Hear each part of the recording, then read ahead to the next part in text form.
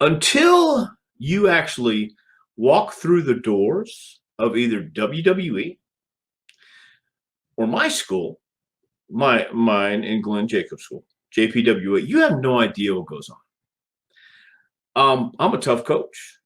I don't abuse anybody, but I'm a tough coach. And good players want to be coached. Great players want to be told the truth. And I'm going to tell you the truth. That something that comes easy won't last, and what lasts won't come easy. And nobody wants to hear that. A lot of people just want to get in there and play. I got an application from someone the other day who said, and actually I have it here. I won't tell you the name, but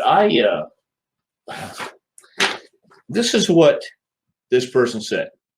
My expectations aren't high. I want toughness, but not too much. Okay. My expectations aren't high. I want toughness, but not too much. So I recommended a school that you could go to. If you don't want to train 5 nights a week with me, if you don't want to be pushed, I understand. Don't come to our school.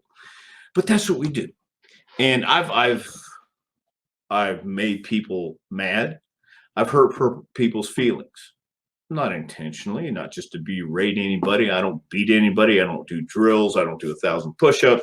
We don't do the 1,000 squats. But we work hard.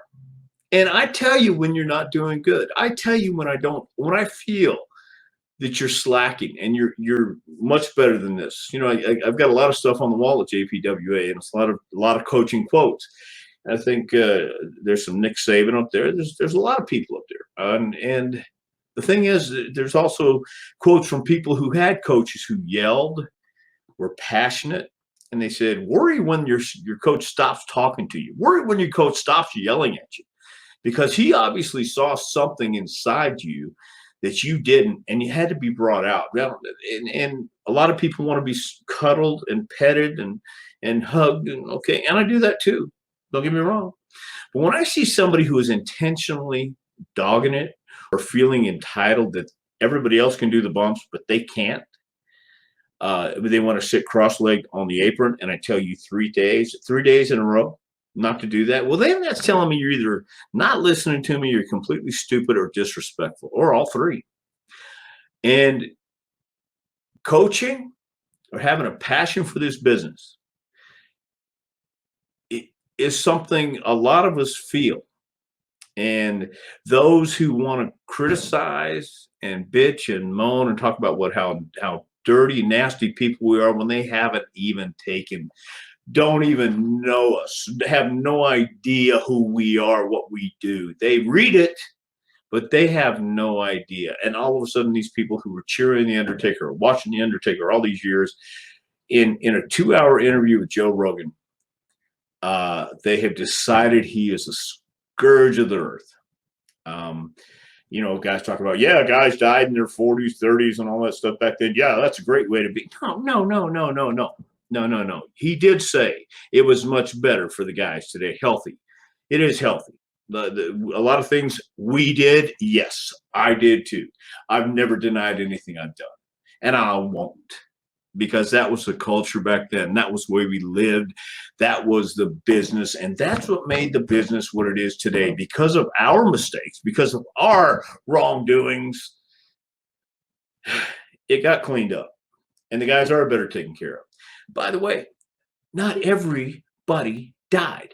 But here's the thing, too. People want to point to my generation, Taker's generation, and talk about all these guys who were so wretched. But let's just take a step back and let's look at this generation for a second, guys. Your generation has a lot of the same problems. A lot of the same problems. They hide it more, and it's on the indies out there. It is, man. Because I've done seminars, and I've done seminars with some of your indie darlings out there who come in and doing the same shit. And then we talk about the cancel culture and all this other stuff with your I won't even mention their names either, but you know the guys I'm talking about. But yet we're the horrible guys because we did it the way it was done back then. And you guys are doing it the way it's done right now because this is where you're living.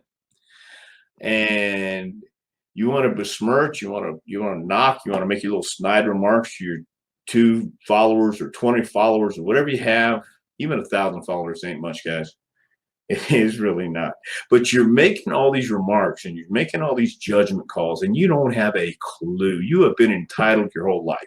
And don't tell me you haven't, because you do. And you have no respect either. That's another thing this generation lacks, is respect. And people in general, there's no respect.